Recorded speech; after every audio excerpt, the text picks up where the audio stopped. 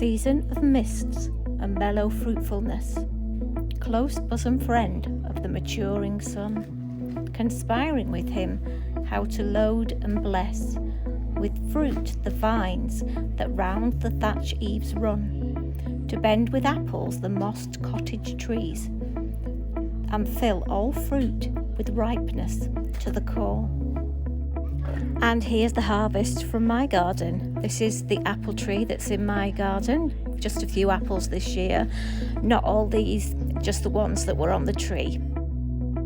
And of course, the tractors that decide to always go on the road at rush hour and cause stuff like this. I know it's just a handful of tractor drivers that do this. Out of all the apples that I got on the tree, there's only these two that are edible, I suppose. Quite a few of them fell off the tree, and Lola got hold of them because I found chewed up apples all around the garden. So I'm quite proud of these. I can't remember what type they were. I'll have to look up the receipt from when I bought the tree. What I'm going to do with them is make them into an apple crumble, because I can't actually, I don't eat apples like eat it.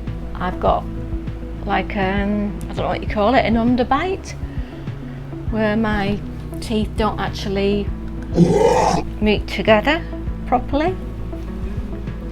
So I'm going to peel them, chop them up, and then sort of boil them into like apple, stewed apple sort of thing, and then put a crumble on top.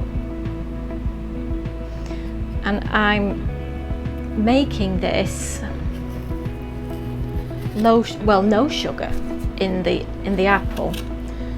The idea is, and I'm sure I've read this somewhere, that if you use, rather than using a Bramley cooking apple, if you use like a sweet dessert apple instead, you shouldn't need sugar. Oh, look at that, how moist and juicy it is. I'm just going to try a tiny piece. That is so nice. I couldn't eat any more than that though. I'm hoping that next year there'll be a lot more apples and be able to keep them away from this naughty little creature that's right under my feet as I'm speaking.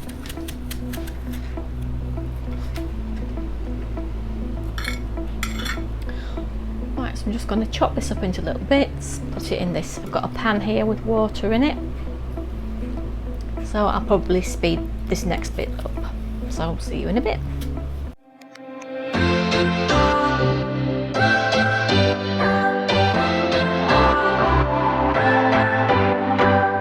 What's your story?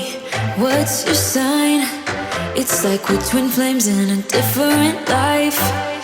Deep connection lights a spark.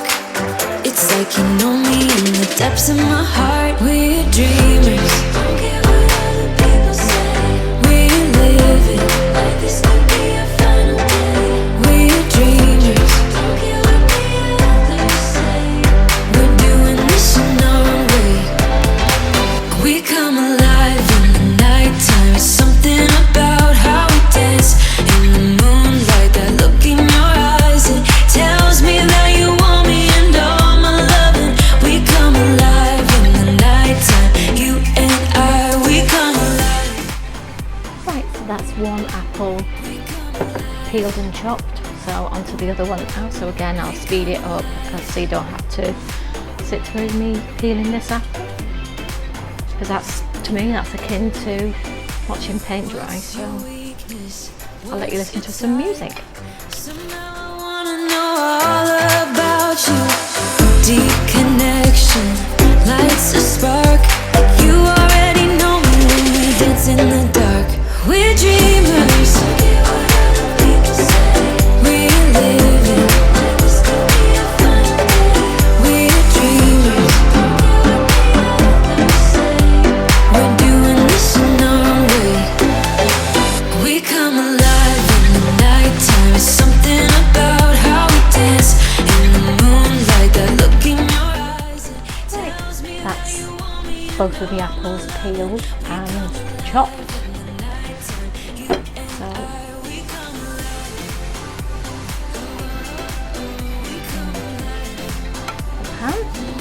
what I'm going to do now is stick that on the cooker, get it simmering for a little bit, and then crack on with doing a bit of crumble. So this is going to be sort of like a really hearty, autumny, wintry type pudding. Yum. So that's how much apple I got from the 2 apples. So I'll show you what it's like after I've simmered it for a bit. And the apple's all nice and soft.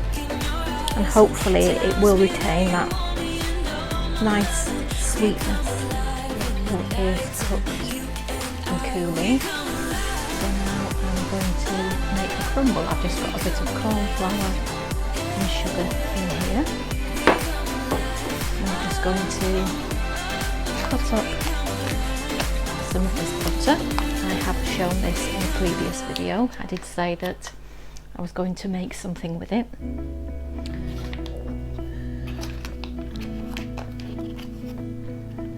I haven't measured or weighed anything. I always find that my best makes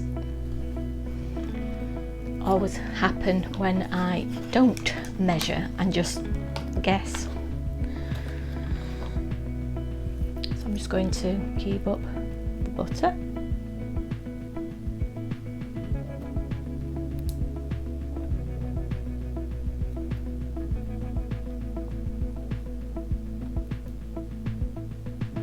It's quite warm in here, so it's melting. I just pull this straight out of the fridge because remembering way back to domestic science, as it was called back then, when you're doing a crumble, you need to have the butter quite hard and cold, straight from the fridge, because it's a rubbing in recipe where you have to sort of rub the butter into the flour and sugar, and it all ends up crumbly.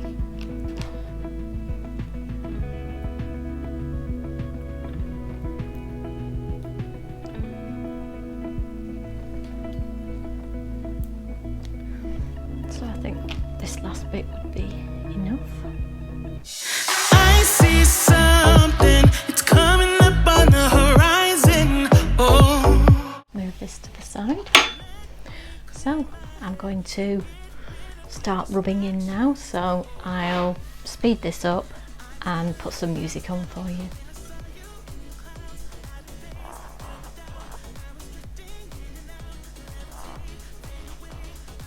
full-time space, but you just caught my eye. So I've got the apple. I can't find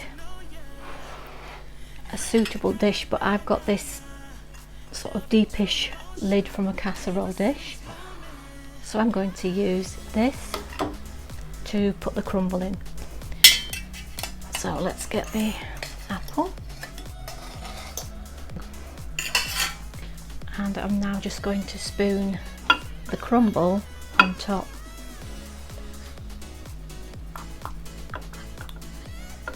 It's not the most amazing crumble. I'm no Delia Smith or Nigella or anything like that. I did drop some bits on the floor and I was going to clean them up, but Lola's just eaten them, so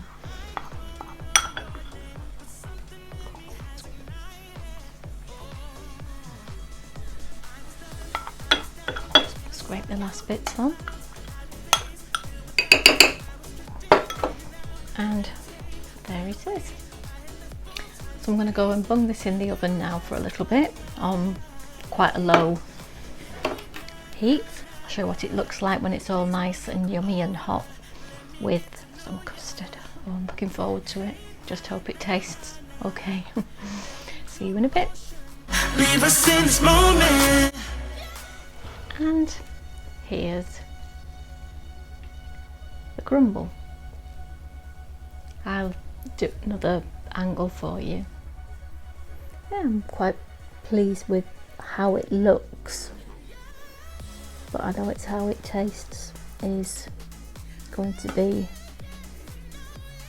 the real test.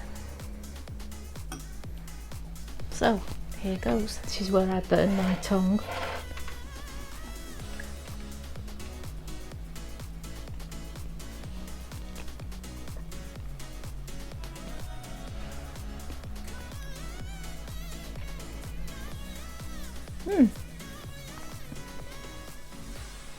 Crumble's okay.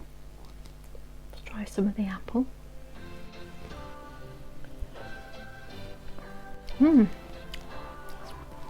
Very, very nice.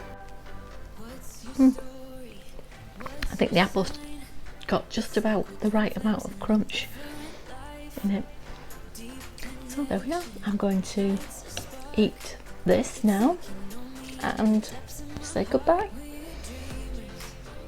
Don't forget to, and now when you've done that, do that. And I will see you next time. I've got some more autumn type things to share with you, so I'll see you then. Bye for now. Bye.